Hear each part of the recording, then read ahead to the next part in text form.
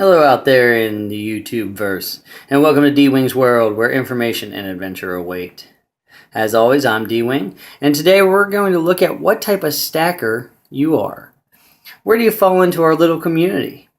I'm going to go over the 6 types of stackers that I identify, and I may mention a few YouTube channels that are examples of these, and if I do, their links are in the description below. I highly recommend you going and checking them out because I love their content.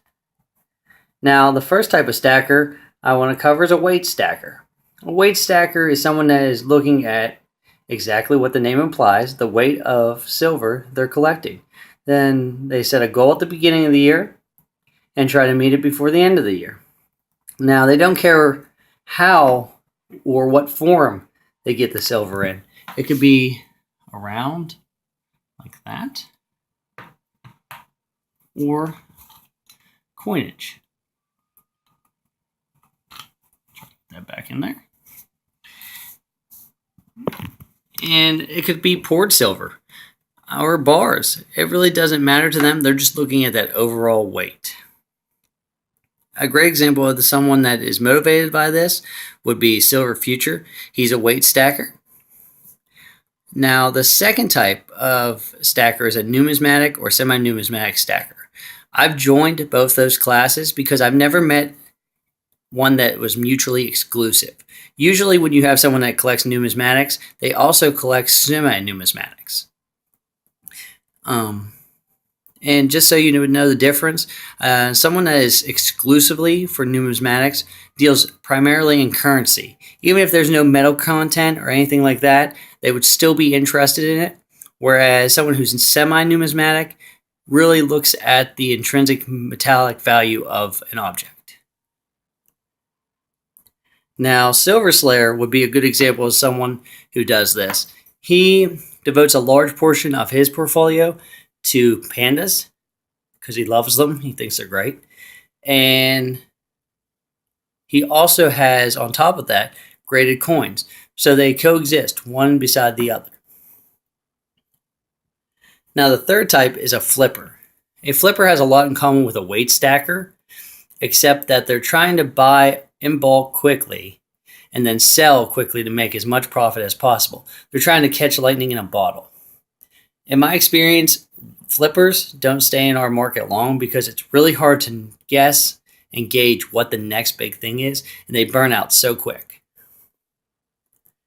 The fourth type is a historical stacker, which is really interesting to me because they don't care what type of silver they're getting really, but they look at the story behind the items.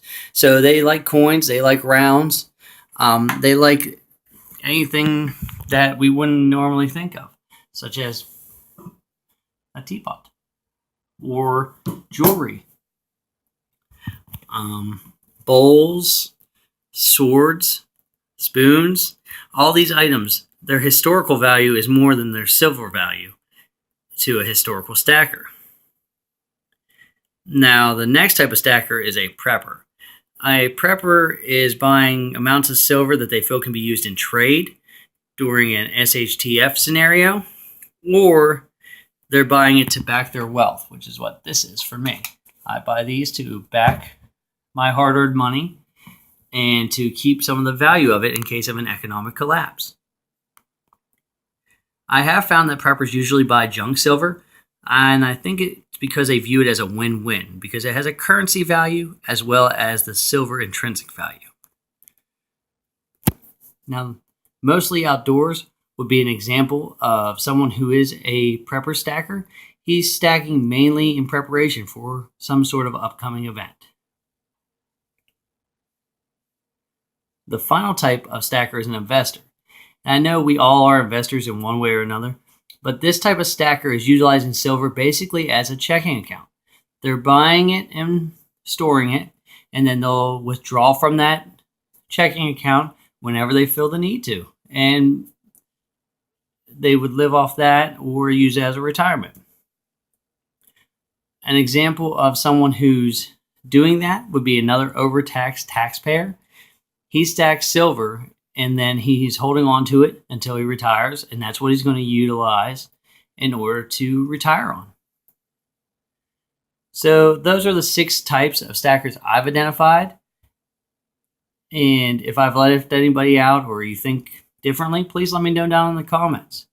But just to show how there is crossover, I myself am an investing historical prepper stacker.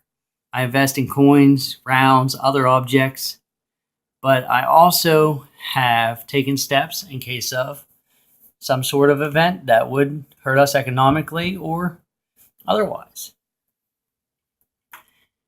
And the main point of this episode for me is to come back to my primary philosophy when stacking or dealing with any commodity. Buy what you like and makes you happy, because you may be stuck with it, and you're going to be a lot happier being stuck with something that you enjoy than something that you were just trying to make a quick buck off of. So, as always, please like, subscribe, comment, and thank you guys for your support. This is D-Wing, signing off.